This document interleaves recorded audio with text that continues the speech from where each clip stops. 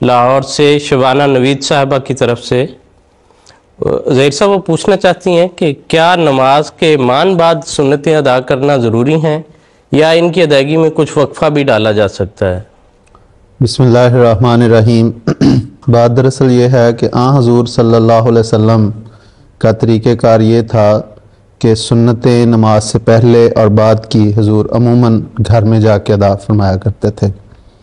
اور حضور صلی اللہ علیہ وسلم نے سنتوں اور نوافل کے متعلق خاص طور پہ فرمایا کہ اس کی ادائیگی کا بہترین جگہ انسان کا گھر ہے، اور فرمایا کہ گھر میں بھی تم نمازیں پڑھا کرو اور ان کو قبروں کی طرح قبرستان نہ بناؤ۔ تو اس لیے نمازوں کے بعد یعنی فرض نماز کی ادائیگی سے پہلے یا بعد میں اتنا وقفہ تو ہو سکتا ہے اس میں کہ فرض نماز سے پہلے گھر سے انسان سنتیں پڑھ کے پھر مسجد میں آئے اور نماز ادا کرنے کے بعد گھر میں جا کے سنتیں پڑھ لے، تو یہ کوئی ایسی اس میں حرج کی بات نہیں، اور بلکہ مستحسن اور مسنون طریق یہی ہے۔ لیکن اتنا زیادہ وقفہ بغیر وجہ کے ڈال دینا کہ انسان فرض پڑھ کے کوئی اور کاموں میں مشغول ہو جائے، تو یہ طریقہ کار ہمیں سنت سے نہیں ملتا، بلکہ حضرت عائشہ رضی اللہ تعالیٰ عنہ کی یہ روایت ہے کہ نماز فجر کے متعلق خاص طور پہ کہ حضور نماز تہجد رات کو ادا فرمایا کرتے تھے، اور مختلف طریق تھے، مختلف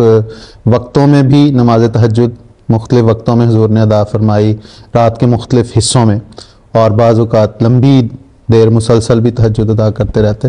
اور جب نماز اذان کا وقت ہوتا تو حضور اس وقت پھر تہجد ادا کرنے کے بعد کچھ دیر کے لیے لیٹ جاتے،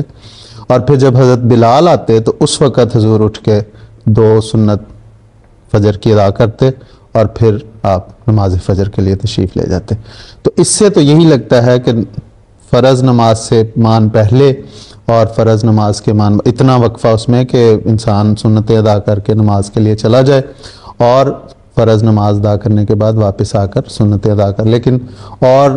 بغیر کسی وجہ کے ایسے کاموں میں مشغول ہو جانا کہ سنتیں بھول جائیں، تو اتنا وقفہ نہیں اس میں ڈالنا چاہیے۔ جی ٹھیک ہے، یعنی احتیاط کے پیش نظر یہی مناسب ہے کہ انسان جس قدر جلد ہو تو سنتیں ادا کرے، اور اگر